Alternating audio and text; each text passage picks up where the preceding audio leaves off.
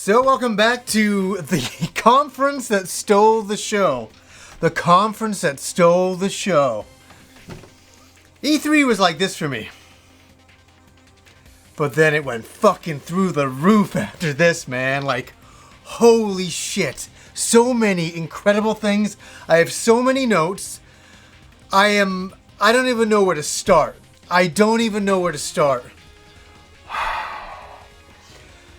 When they announced Resident Evil 7, I fucking lost my shit. Now, here's the thing. In the next couple of days, I filmed myself watching the conference, and I'm going to, get the actual conference itself and match it up with my video so you can see some of my reactions to, like, Resident Evil 7 getting announced. Blew my mind.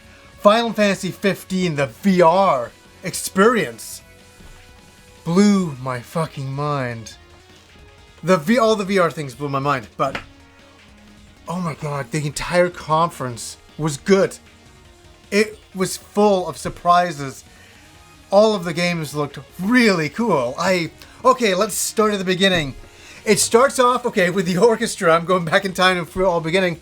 The orchestra, Sony really knows how to fucking do stuff. We could start off with this amazing orchestra, and then all of a sudden, we go into God of War.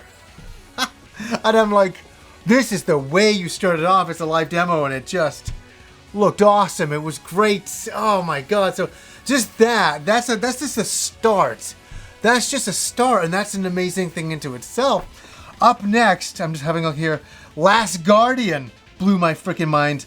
Horizon Zero Dawn is nearly one of my games of E3. I was already hyped for it. I was already excited about it. But seeing the gameplay today, I was like, I'm not being funny. Everybody's like talking about Zelda. I'm super excited about Zelda, but this game looked unbelievable. The biomechanical monsters, the environment, it looked the world was alive and it looked beautiful, like something you really want to play in. So that was really exciting. Obviously, The Last Guardian, just a small clip, but they announced a release date, October 25th. So The Last Guardian finally gets a release date after all this time. I'm saying right now, September, October is so full of fucking video games.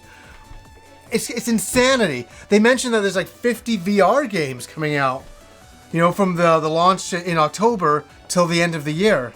That's a lot of fucking games. That's crazy. Okay.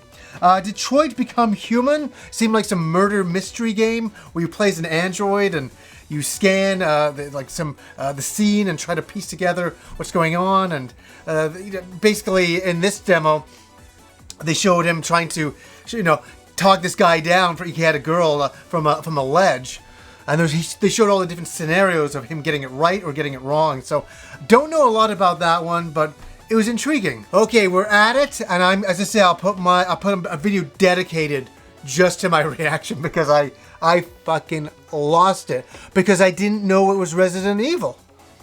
I just thought, it's some VR game where you're exploring this house, and I'm like, ooh, that's kind of creepy. This is interesting. I'm like, automatically, I was like, well, yeah, I'll definitely try this game out. I'm definitely into it. And then all of a sudden, the demo went a whole different way. All of a sudden, we go into these, into this movie, and there's so much stuff going on in this movie. I'm like, what is this game?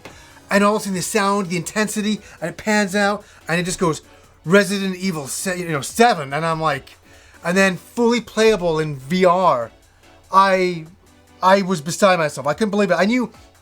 I thought I'd forgotten about Resident Evil at the conference. I don't know why. There wasn't a lot of surprises, and I forgot about them in the back of my mind. And I knew that they were working on VR for Resident Evil, but I just thought it'd be its own standalone game. I didn't think 7 and VR were going to be put together, so fucking color me surprised. The next thing that blew my mind was Battlefront X-Wing VR mission. It was a VR mission. I've been waiting for a Star Wars VR game, and to see that was exciting.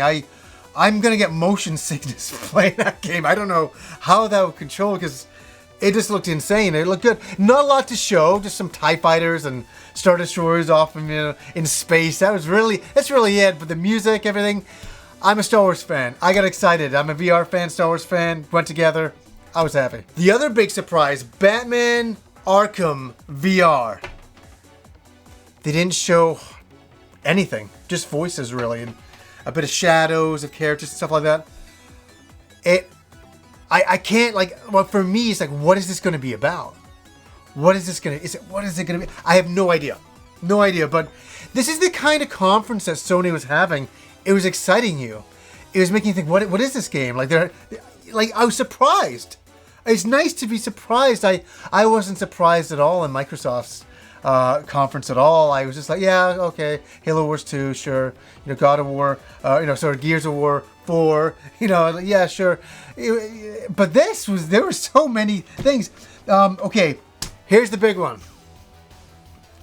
I got tears in my eyes, during this one because it was such a mind fuck. And that was the showing Final Fantasy 15. I'm like, here we go again. I don't want to see any Final Fantasy 15 stuff. And I was kind of shielding myself from, I don't want to see it. I don't want to ruin any more of the game. And then all of a sudden, one of the characters turns around and they're wearing a Sony VR headset. And I'm like, what the fuck is going on? What is going on? And so it seems that there's a Final Fantasy 15 VR mission. Is that what I wrote down? A VR experience.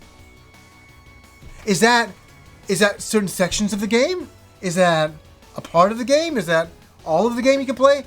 I'll have to find out later. This is just right from coming off watching the conference, so I don't know. I have to explore into it. It's going to be one of those fun things to look into in the next few days. Showed Call of Duty. The big other one was Crash Bandicoot.